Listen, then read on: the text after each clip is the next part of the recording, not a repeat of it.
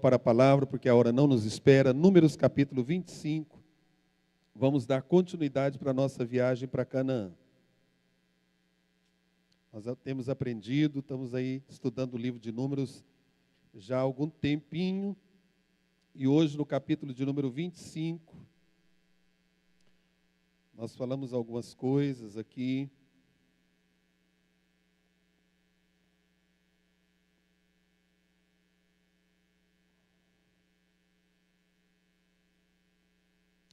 É interessante porque nós vemos que esse povo já estava muito perto de Canaã. Vou ver essas folhas aqui, porque eu pedi para imprimir e eu não digitei direito e ficou muito grande. Mas está bom, nós vamos aqui tentar compartilhar com os irmãos. As letras ficaram boas, né? Gigante. Está ali no telão. Ora, Israel demorava-se em Sitim, e o povo começou a prostituir-se como as filhas de Moabe, pois elas convidaram o povo aos sacrifícios dos seus deuses, e o povo comeu e inclinou-se aos seus deuses. Porquanto Israel se juntou a Baal-peor, a ira do Senhor acendeu-se contra ele. Disse, pois, o Senhor a Moisés: toma todos os cabeças do povo e enforca-os ao Senhor diante do sol, para que a grande ira do Senhor se retire de Israel. Então Moisés disse aos juízes de Israel: mate cada um seus homens que se juntaram a Baal-peor. E eis que veio um dos filhos de Israel e trouxe a seus irmãos o midianita, à vista de Moisés e à vista de toda a congregação dos filhos de Israel, enquanto estavam chorando à porta da tenda da revelação. Vendo isto, Finéias, filho de Eleazar, filho do sacerdote Arão, levantou-se do meio da congregação e tomou na mão uma lança.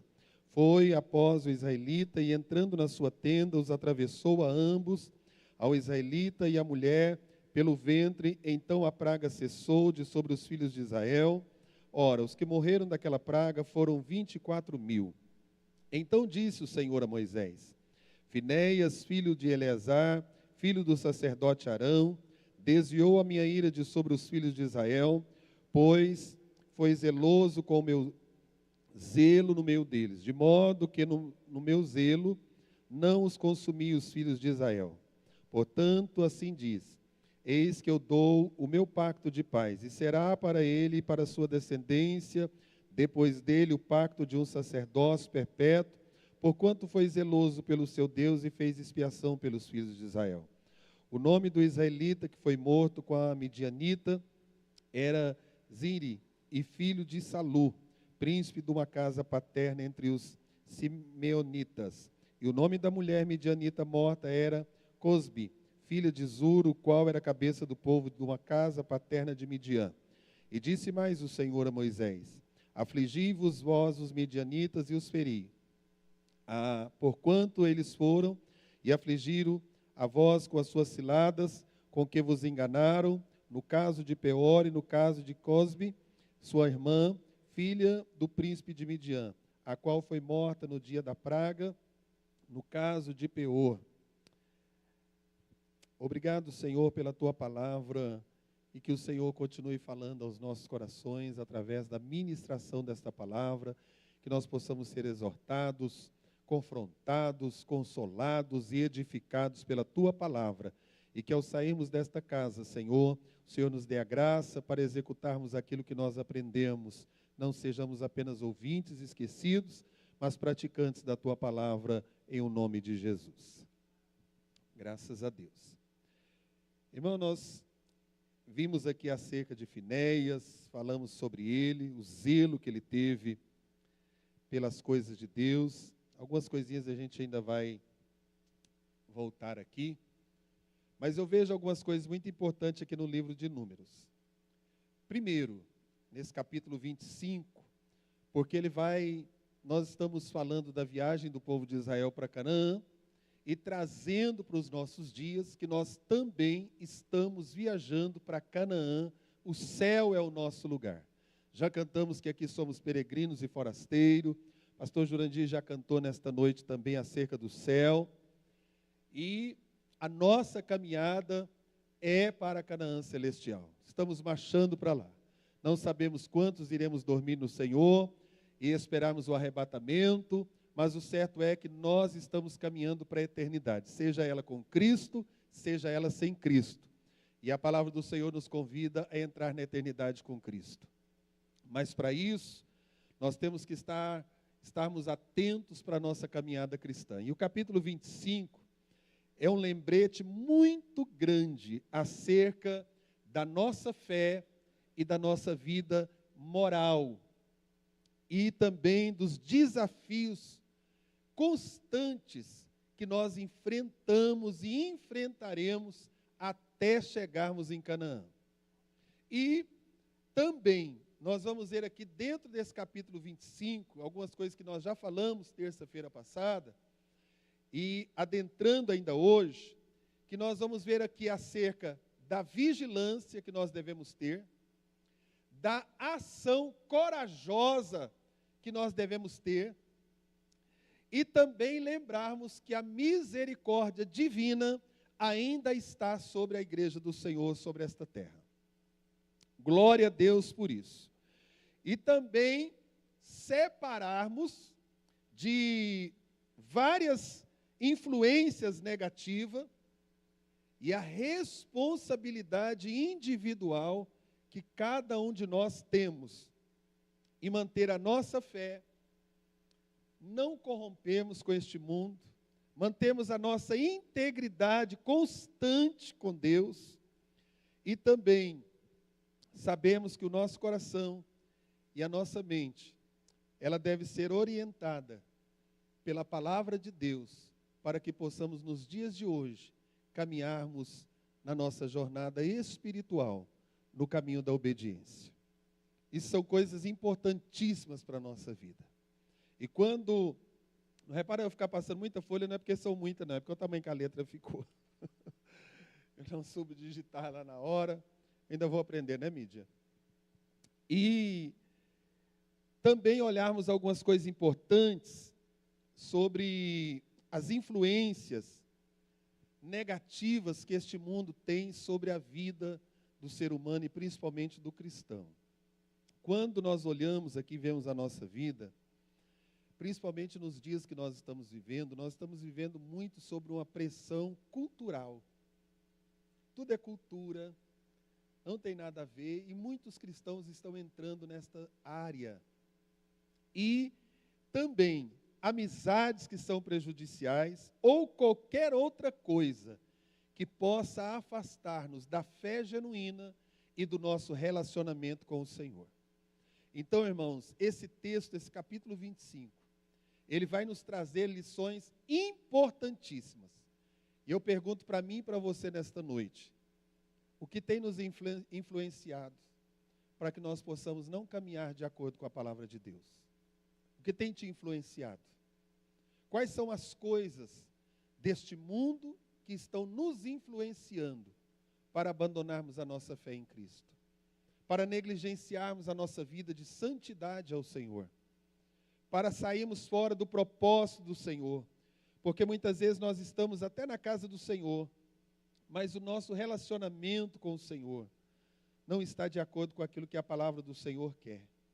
Então, a primeira coisa que nós vemos aqui, quando nós lemos o capítulo 25, eles demoraram ali em Sitim. E aquela demora que eles estavam ali, causou algumas coisas na caminhada deles. E quando nós vemos aqui, a gente vai ver que às vezes até oramos, não vou dizer que oramos muito, porque eu acho que tudo tanto que a gente orar ainda é pouco. Eu sempre digo que eu preciso mais de orar, irmã Regina, do que de comer. Mas existe uma coisa que Jesus disse quando ele vai falar sobre a oração. Ele vai... Só um pouquinho de retorno, irmão Diogo, por favor. Diego. A vigilância. Às vezes a gente canta bonito, prega bonito, contribuímos na obra do Senhor, trabalhamos com excelência para o reino, mas existem algumas coisas na nossa vida que a gente não vigia. Nós não paramos para olhar e não vigiamos. E quando a gente não vigia, o ladrão vem e rouba. Quando nós não vigiamos, caímos no buraco, precipício, nos ferimos, nos machucamos, destruímos tantas coisas boas na nossa vida, pela falta da vigilância. E os israelitas aqui, nós sabemos que os midianitas, eles usaram de uma estratégia. Se eu não estou enganado, o capítulo 31 vai falar um pouquinho sobre acerca das influências, e até mesmo Balaão estava aqui nesse meio. Teve influências também aqui, nós já falamos sobre ele um pouquinho atrás. E a gente vai observar que eles foram tentados a desviarem da verdadeira adoração a Deus. Irmãos, será que nos dias que nós estamos vivendo, nós não estamos sendo tentados a deixarmos a verdadeira adoração a Deus? Estamos vendo tantas coisas, receitas nas redes sociais, influenciando a verdadeira adoração a Deus.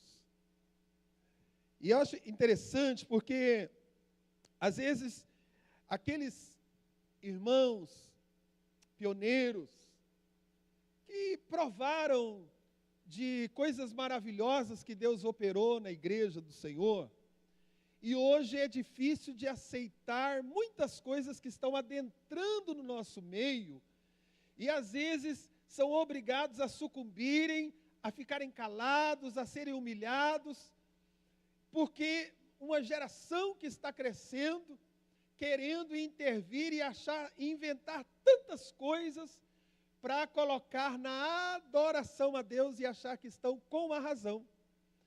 E que os antigos são quadrados e perderam a razão ou não sabem o que é adorar a Deus. Estamos vivendo esse tempo, mas Jesus ainda é o mesmo, que disse para a mulher samaritana lá atrás, que o Pai está procurando verdadeiros adoradores, aqueles que o adorem em espírito e em verdade. Ainda tem verdadeiro adorador aqui? Se não tem, irmão, levanta sua mão para o céu mesmo assim e diga: Senhor, não deixa eu perder a essência da verdadeira adoração não, Senhor. Aleluia, glória a Deus. E as influências externas. A gente sabe que se a igreja não tomar cuidado, ela é influenciada pelas influências externas. As pessoas querem mudar tanta coisa na igreja do Senhor, mas a noiva do Cordeiro, a ele ainda vem buscar uma noiva sem mancha, sem ruga, uma noiva preparada para o arrebatamento da igreja. Aleluia! E nós somos bombardeados pelas influências externas. Ah, não precisa disso, não precisa de estar na igreja, não precisa de oração. Para que essas orações aiadas? Para que ficar falando em línguas? Batismo com o Espírito Santo, meu Deus, que coisa rara.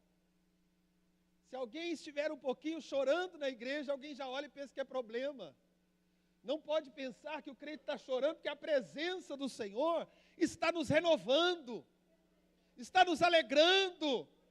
Irmão, nós ainda somos uma igreja pentecostal, onde o Espírito Santo tem liberdade. A gente vai ouvir o louvor e vai chorar, a gente vai ouvir a palavra e vai chorar. Nós vamos dobrar os joelhos e ainda choramos na presença do Senhor, porque sentimos o gozo da salvação, o gozo dos céus, aleluia, a presença real do Senhor, aleluia. E qual foi a influência que aquelas mulheres chegaram ali? Não foi só a beleza que elas usaram, mas elas usaram ali também uma estratégia para tirar aquele povo da verdadeira adoração, porque eles também sabiam que quando eles não estavam na presença do Senhor, eles sofriam dano, eles perdiam guerra. Nós falamos aqui sobre a cidade de Ai, falamos aqui já várias coisas acerca de várias situações difíceis que Israel passou, porque deixaram a verdadeira adoração. Se contaminaram, se misturaram. Irmãos, não é tempo de mistura, é tempo de consagração ao Senhor. Não deixe as influências externas mudar a sua fé genuína. Paulo diz para Timóteo, cuidado, Timóteo, lembra da sua fé genuína. Você aprendeu com a sua avó Lloyd, com a sua mãe Eunice, aleluia, uma fé não fingida. Irmãos, quantos de nós aqui tivemos uma fé que nós aprendemos com as Lloyds, que já dormem no Senhor, com as Eunices que já dormem no Senhor, uma fé genuína, uma fé não fingida, aleluia. Não deixa nada contaminar a sua fé não, irmãos, fica firme, cuidado com as influências externas, cuidado com as coisas que querem nos contaminar, e nós enfrentamos constantemente esses desafios que querem minar a nossa fé. Sofremos a pressão, como eu já falei, cultural. Nós sofremos a pressão, ou posso dizer assim, a tentação do materialismo. Quantas pessoas que por causa do materialismo estão negando a sua fé, estão perdendo a sua essência, estão saindo da presença do Senhor, substituindo o culto da adoração a Deus, só em busca do materialismo. O que mais, o que mais, o que mais, o que mais? Eternidade nos esperando, a adoração a Deus nos aguardando, as almas gemendo aí fora. Nós temos que trabalhar sim. Paulo diz que se a gente tiver o que comer, o que beber, o que vestir, nós devemos nos alegrarmos. Mas nesta busca desenfreada, que nunca sacia, que sempre quer mais, irmão, vai ficar tudo aqui. A pastora Genô disse aqui, da besta. Esse capítulo que ele leu aqui está para cumprir. Vai ficar tudo aqui. É bom termos uma casa boa, glória a Deus, eu oro por vocês e alegro quando eu oro por uma chave, ou alguém me chama, pastor, vem aqui orar na minha casa, Deus me deu, glória a Deus. Por um carro novo, quantos carros eu orei esse ano? Estamos aí lutando para comprar estacionamento, porque não tem mais aonde pôr carro. Glória a Deus por isso. Mas o que acontece, irmãos? E a nossa essência de verdadeira adoração? Às vezes estamos no culto preocupando com a conta de amanhã. Jesus pode voltar hoje, amanhã nem a gente está aqui mais. Preocupado com a janta que ficou em casa. Preocupado com tanta coisa. Aí a gente não adora como deve adorar. A gente não sente a presença como devemos sentir. A gente não tem aquela comunhão, ceia do Senhor, trocamos por qualquer coisa. Banalizamos, não importamos mais. Mas nesta noite o Senhor está falando comigo e com você. Não deixe os desafios deste mundo, do tempo presente, minar a nossa fé e a verdadeira comunhão com Deus. Não permita. Vamos estar atentos às distrações deste mundo. As coisas da carne, os prazeres deste mundo, estragando a nossa comunhão, tirando-nos da presença do Senhor. Mas nesta noite também nós sofremos o perigo de cairmos na apostasia espiritual. Irmãos, a Bíblia diz aqui como esse povo aqui, saíram fora do propósito de Deus, foram adorar outros deuses, sacrificaram, foram convidados. É interessante, irmãos, que olha o que elas fez no verso 2 aí. Põe aí para mim, irmão Júnior. Capítulo 25, versículo 2. Não, 25. Lá onde estava. Versículo 2. O que elas fizeram, irmãos? De quem? E o povo comeu, inclinou, adorou, prostrou. Eles não foram forçados. Sabe o que acontece? A gente está pecando e querendo pôr culpa em alguém. É igualzinho Adão. A Eva forçou ele a comer a fruta lá? O fruto? Não. Ele comeu porque ele quis. Ainda foi pôr culpa em Deus. A mulher que tu me destes.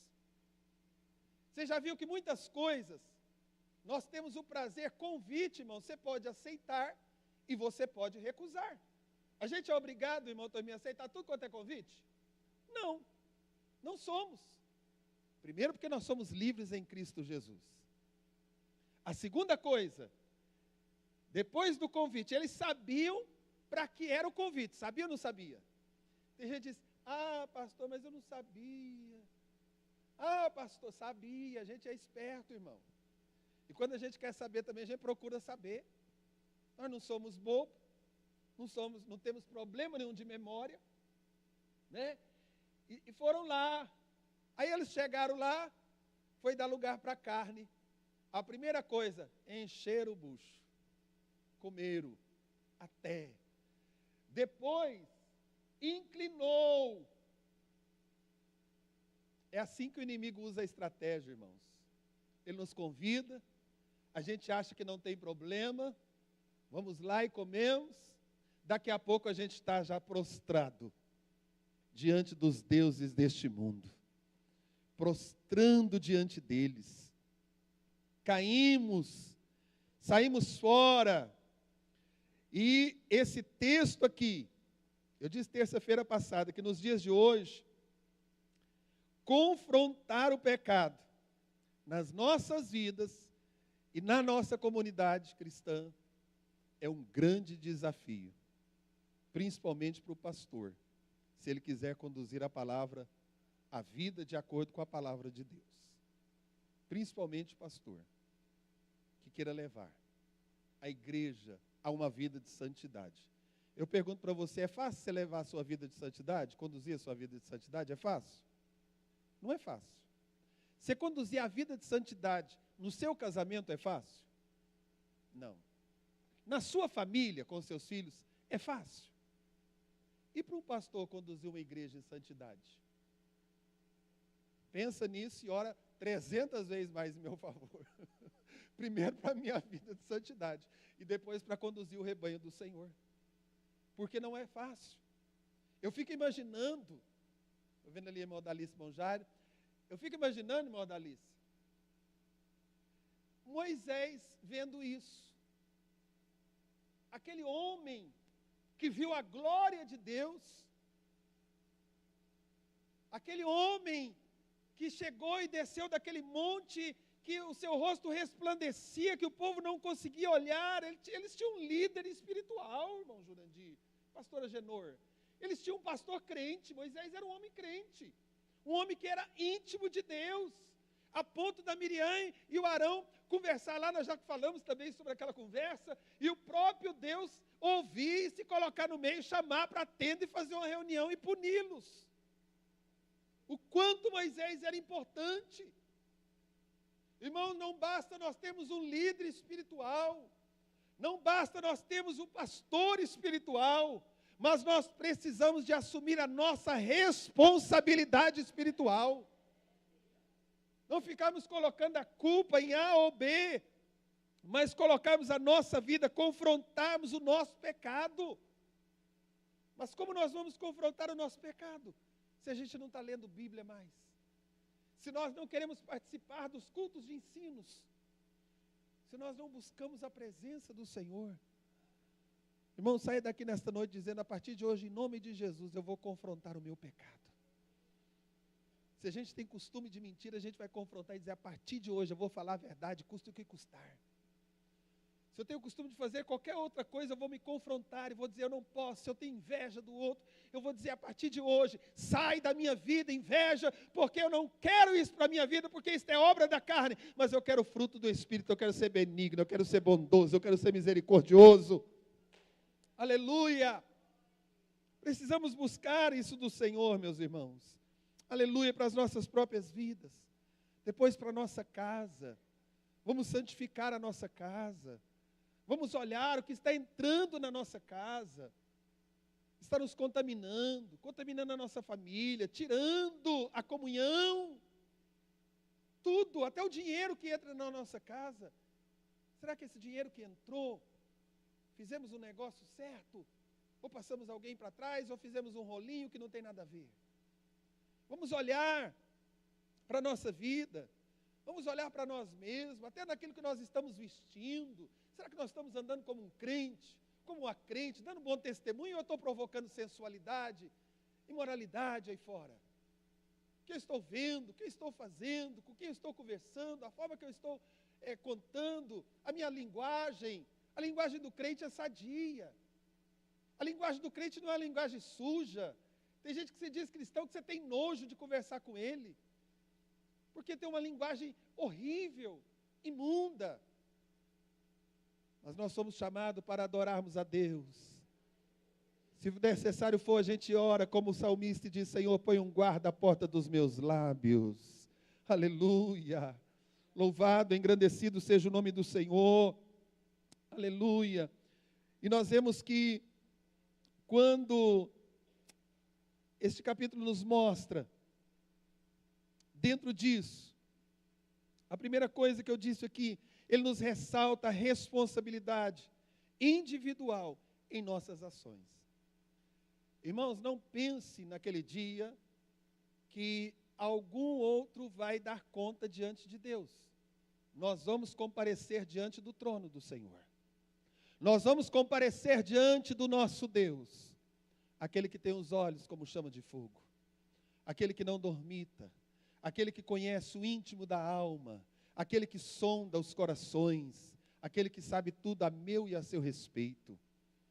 Um dia nós vamos chegar, é maravilhoso saber que nós vamos chegar diante do Senhor, mas um dia, irmãos, nós vamos dar conta diante do Senhor.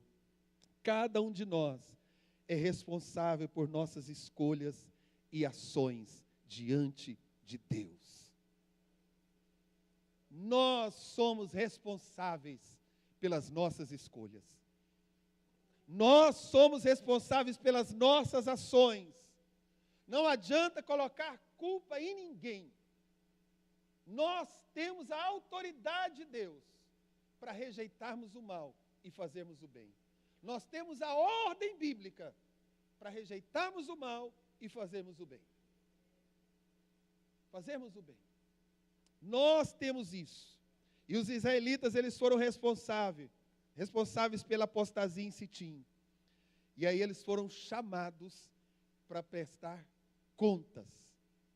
O próprio Deus disse: Moisés, esse povo me ofendeu. Esse povo não fez o que era certo. E a Bíblia diz aí, no verso 3, juntando-se, pois, Israel a Baal-peor, a ira do Senhor se acendeu contra Israel. Irmãos, como o coração de Deus fica quando ele vê um dos seus servos, que ele enviou o seu filho Jesus, comprou com o seu sangue, perdoou, restaurou, escreveu o nome no livro da vida, fez uma promessa de buscá-lo um dia para morar no céu, entrando por caminhos tortuosos. Aqui diz que o Senhor ficou muito irado contra Israel, muito contrariado, e ele chamou eles por causa da conduta moral e espiritual deles. Ele disse para Moisés: Moisés, chama eles, começa pelos chefes. Começa pelos chefes. Irmão, não pensa você que maior responsabilidade. A Bíblia diz que a quem muito é dado, muito será exigido. A gente está vendo muitas coisas acontecendo nas lideranças da igreja. Quando eu digo igreja, em todos os lugares. Nós estamos vendo quantas pessoas se corrompendo. Mas um dia, Deus vai chamar as lideranças a prestar conta. Deus vai me chamar para prestar conta de cada coisa que eu realizei para Ele aqui nesta casa. Desde o dinheiro que entra naquela tesouraria, até uma alma que eu deixei morrer e não cuidei. O Senhor vai requerer. Ele disse: Moisés, chama. Eu tenho promessa para Israel, mas é necessário consertar, aleluia. O Senhor estava dizendo isso para eles. Isso nos mostra a importância de vivermos com integridade e retidão em todas as áreas da nossa vida. Tem coisa que eu posso fazer, você não viu, mas Deus viu. Tem coisa que você faz, o pastor, o irmão não viu, seu marido não viu, sua mulher não viu, mas Deus viu. Deus viu, aleluia. E a Bíblia diz que o Senhor viu aquilo ali. E a resposta de Deus foi o julgamento. O julgamento. E ali durante aquele julgamento, nós já falamos sobre Finéias, eu não vou voltar à história de Finéias. Mas Finéias se posicionou quando ele viu aquele homem que trouxe aquela midianita para afrontar, não importou e afrontou a Moisés, a congregação. Irmãos, é um perigo, cuidado para você não ser usado pelo inimigo ou pelos seus próprios desejos para afrontar a noiva de Cristo, para afrontar o pastor, para afrontar a igreja, para afrontar o próprio Deus. Cuidado, vamos ter cuidado com isso. Mas o Senhor, Ele é misericordioso. Finéias foi lá e cortou o mal pela raiz. Ele teve zelo. Vamos adentrar mais, que eu falei muito sobre isso terça-feira passada. Ele teve zelo. E aquele zelo agradou a Deus. O que eu quero dizer para mim e para você nesta noite? Deus, mesmo diante do pecado, quando nós nos colocamos na brecha e desejamos consertar a nossa vida, Deus está disposto a nos restaurar. O Senhor diz, por causa disso, eu não vou mais destruir os filhos de Israel. Passa aí, Júnior, vamos vendo aqui.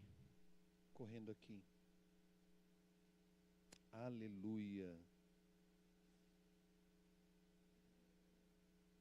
Finéias desviou. Aí ele disse, a minha ira foi desviada, porque Finéias tomou um posicionamento. Foi com zelo, com o meu zelo no meio deles.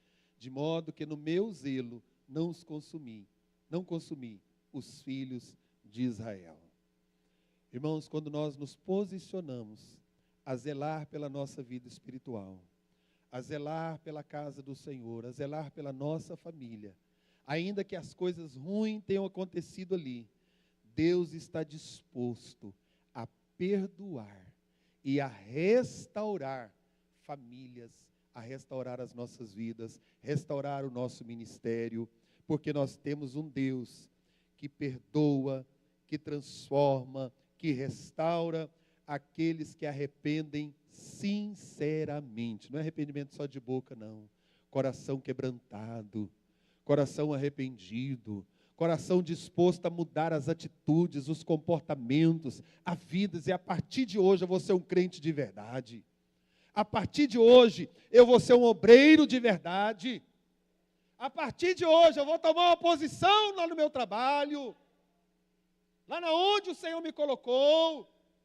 Não adianta eles quererem, vão ver a mudança, pode me chamar de quadrado, pode dizer que eu mudei muito, mas eu decidi, porque eu quero o perdão de Deus e uma vida restaurada com o Senhor. Tem alguém aqui nesta noite que precisa do perdão de Deus? Eu preciso, irmão. Levanta sua mão um pouquinho e diga, Senhor, eu quero, Senhor, ser restaurado. Ramanagaço de Candarabachai.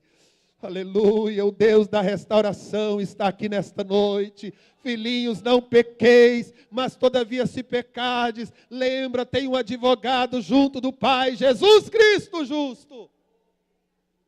E aquele que arrepende e deixa, alcança misericórdia. Mas aquele que encobre, não prospera. Deus quer nos abençoar, irmãos.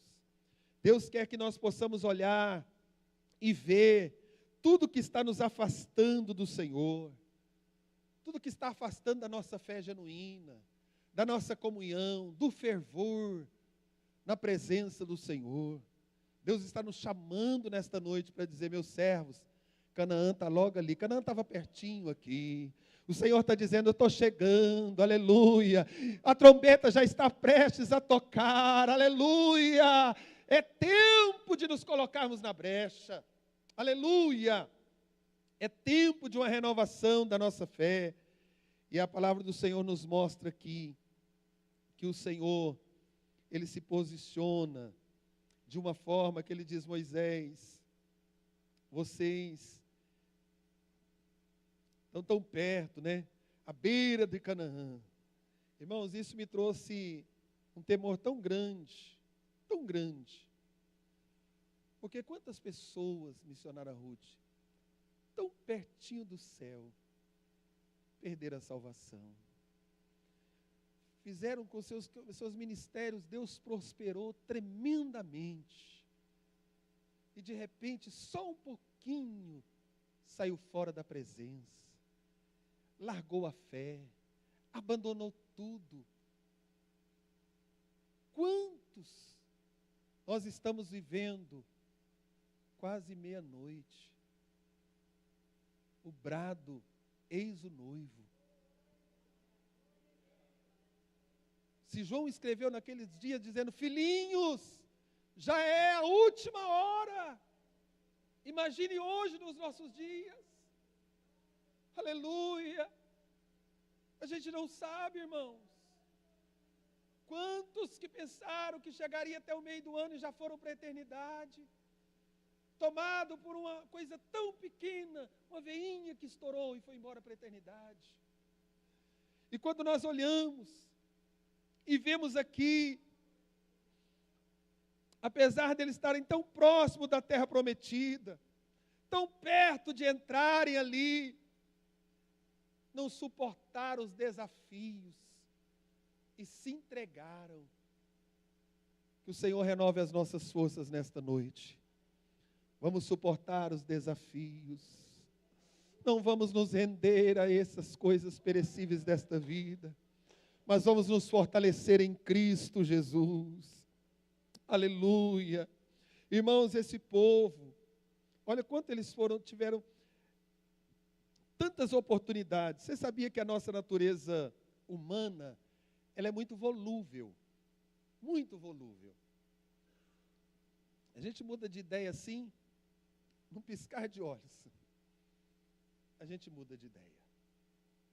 E quando nós vemos aqui, mesmo depois deles testemunharem inúmeras maravilhas, milagres de Deus, durante a jornada pelo deserto, eles permitiram ser seduzidos e caíram, e desafios vieram e eles desanimaram diante dos desafios, se entregaram, aliás. E a gente vê aqui, irmãos, que isso ressalta para a nossa vida, que muitas vezes as tentações externas podem ser tão poderosas e tão persuasivas, que muitas vezes nos leva a abandonar a nossa fé e o nosso compromisso que fizemos no altar do Senhor. Isso é muito sério mesmo, porque as tentações externas aí, elas são poderosas. Você acha que o diabo vai tentar você numa área que você nem dá bola? Não. O inimigo também, irmãos, ele sabe das estratégias que usar. E o mundo aí fora também está de olho em nós. O povo, as tentações, em várias áreas da nossa vida, as pessoas puxam um pouco da nossa língua, vão nos conhecendo, vão se aproximando de nós, como diz aquele hino antigo, com sapatinhos de algodão, a gente nem percebe, e de repente a gente está se abrindo, a gente está se entregando.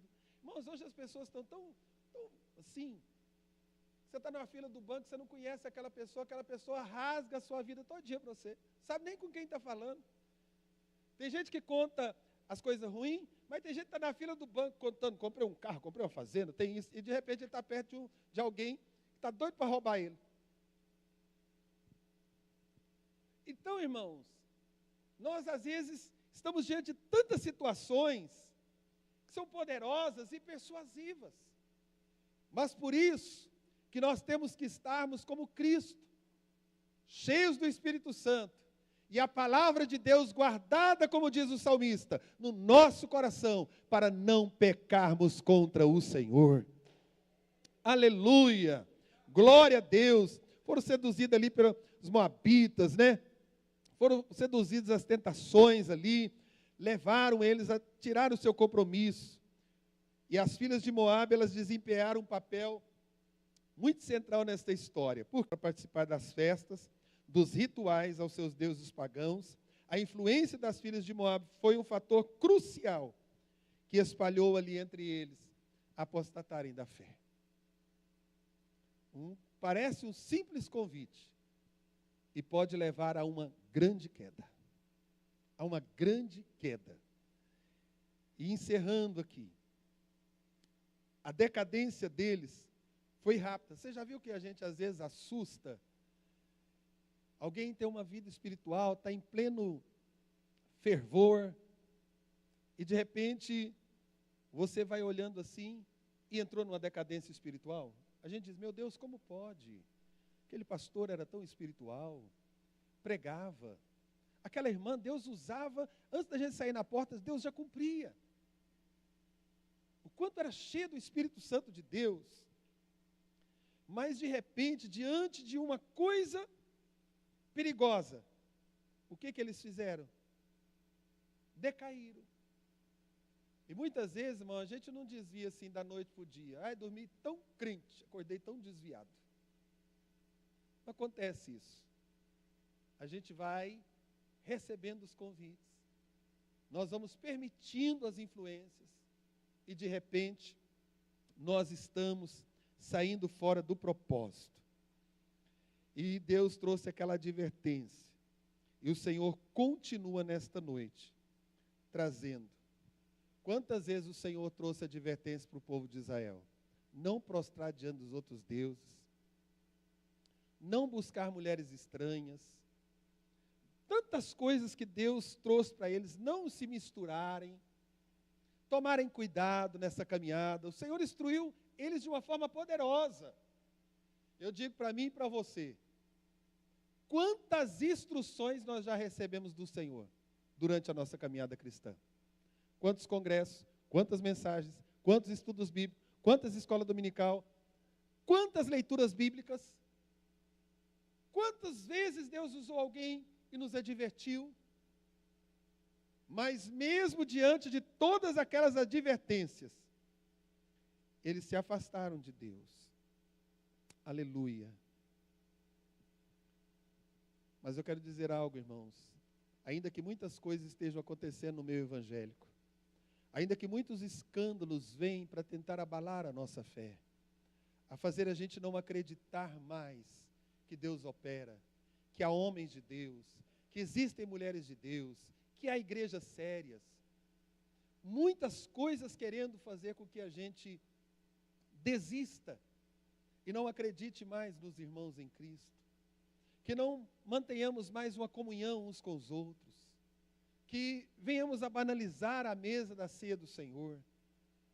Tantas coisas estão aí, mas eu quero dizer para você uma coisa muito importante: nem as portas do inferno vai prevalecer contra a igreja do Senhor. Quando a trombeta tocar, ainda haverá uma igreja preparada, esperando para subir no arrebatamento da igreja. Deus ainda está guiando o seu povo. Deus ainda está operando milagres no meio do seu povo. Deus ainda está abençoando o seu povo. Deus ainda está levantando o seu povo nesta caminhada. E eu fecho dizendo, vamos permanecer fiéis ou permaneça fiel ao nosso Deus, que nos chamou para servi-lo. Vamos nos colocar em pé para nós orarmos?